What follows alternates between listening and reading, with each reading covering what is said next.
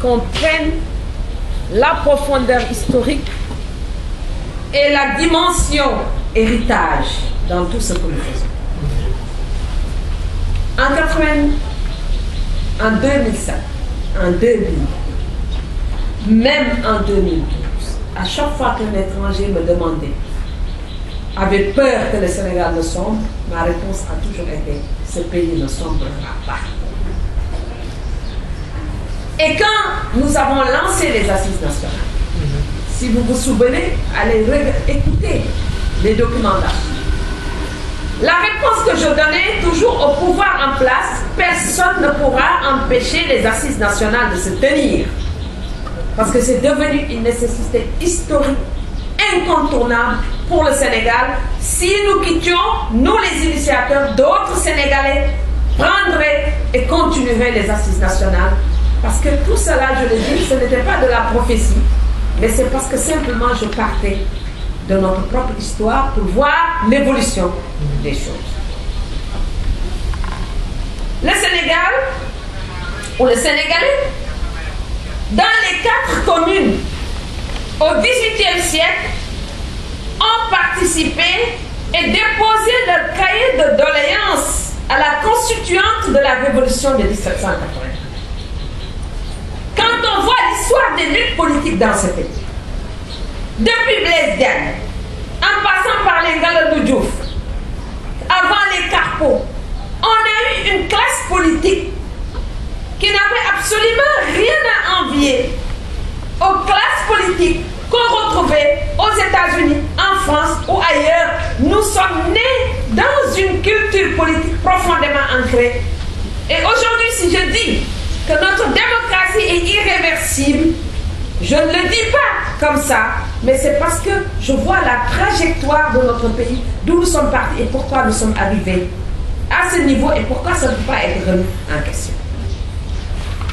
Lorsque je disais, par exemple, au Sénégal, nous sommes obligés, c'est un pays où les gens sont profondément attachés à la liberté. Ce n'est pas vraiment quelque chose que je dis en l'air. Il faut reprendre les conditions de peuplement de ce pays. Et le Sénégal est une création, on me dira, de Faidherbe. Le Sénégal n'existait pas. Et quand j'ai écouté avant-hier Makhtar Gueye, le porte-parole des Lébou, comment le vote et l'élection se passe en milieu de Lébou, c'est profondément démocratique. C'est un pays où ceux qui ont constitué le peuplement, c'est ceux qui étaient en quête de liberté. Dans les grands empires du Soudan occidental, premièrement, pourquoi les Lébou se sont détachés du Caillou pour venir s'installer au Cap-Vert au XVIIIe siècle? Pourquoi on a eu tous ces villages de liberté le long du fleuve Sénégal? Donc, cette liberté qui est consubstantielle, à mon avis, aux citoyens sénégalais. On a eu beaucoup d'expériences et nous devons analyser toutes ces expériences-là. Ce que Fadel a décrit tout à l'heure pour le NTS, c'est ce que nous avons tous essayé de faire en 1988. Après la grande irruption de la jeunesse sénégalaise dans l'espace public au moment de l'élection présidentielle.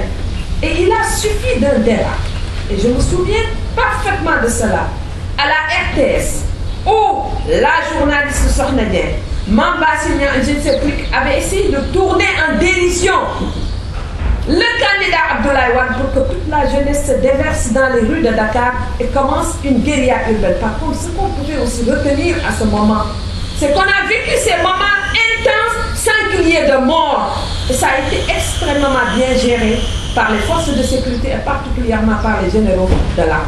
Dans la réflexion que nous menons aussi sur notre histoire, nous devons voir la place de l'armée et son rôle dans cette réflexion. D'ailleurs, Feu Tessi Bakary, un grand spécialiste qui est décédé, ivoirien qui enseignait, il me disait quand nous étions en Indonésie, dans la conférence du net, il me disait, au fond, les assises nationales, ce que vous devez faire aussi, c'est rendre hommage à votre armée nationale.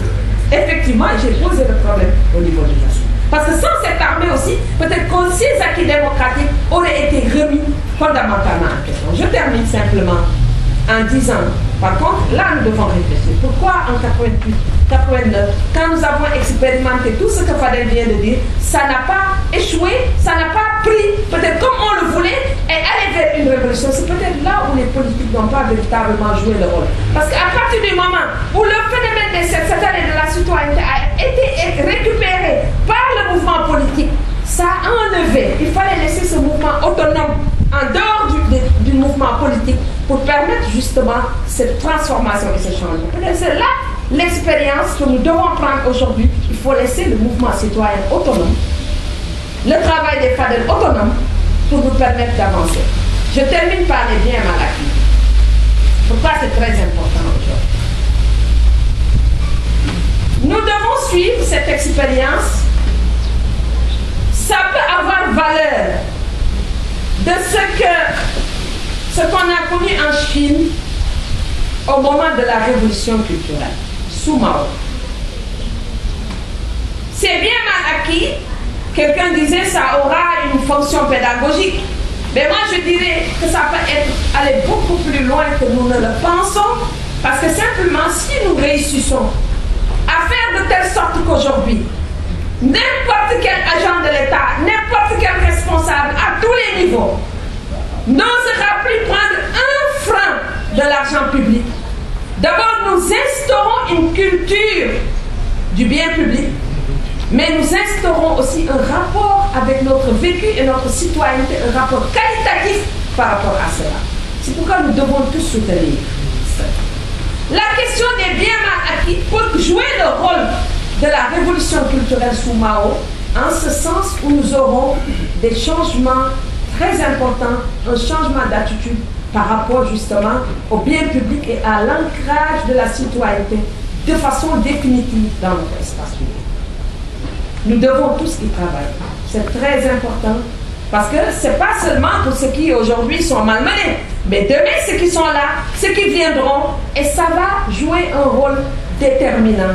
Ça, je pense que nous avons par exemple une question, on n'en a pas beaucoup parlé aujourd'hui, c'est la question de la laïcité. Je crois aujourd'hui le rapport religieux que nous avons avec la religion dans notre espace public, ce rapport a beaucoup évolué et s'est beaucoup transformé. Moi, je crois que ce pays peut encore se targuer d'être une exception, mais à condition aussi que nous essayons de façon très attentive de voir quels sont nos acquis, nos points forts, etc. et comment aller vers la consolidation de ces acquis et de ces points forts. Les biens mal acquis pour l'ancrage de la citoyenneté, mais aussi le bien public, le rapport que nous avons avec le bien public. Le NTS met une autonomisation du mouvement citoyen pour permettre un changement d'attitude, de mentalité, de comportement. Fadel, vous avez posé tout à l'heure une question et ça je vous réponds. Vous dites pourquoi c'est possible quand le marabout de Touba demande à ses talibés de sortir, balayer la rue, et ce n'est pas possible. Je suis convaincu que si le président de la République, what l'a essayé au début, descendez dans la rue pour demander aux Sénégalais de venir balayer, les Sénégalais sortiront pour balayer. J'en ai l'intime conviction. Ça veut dire que le leadership aussi est en train de se transformer, est en train de se mouvoir. Et ce leadership laïque, aujourd'hui, prend sa place et s'ancre dans la mentalité des citoyens sénégalais.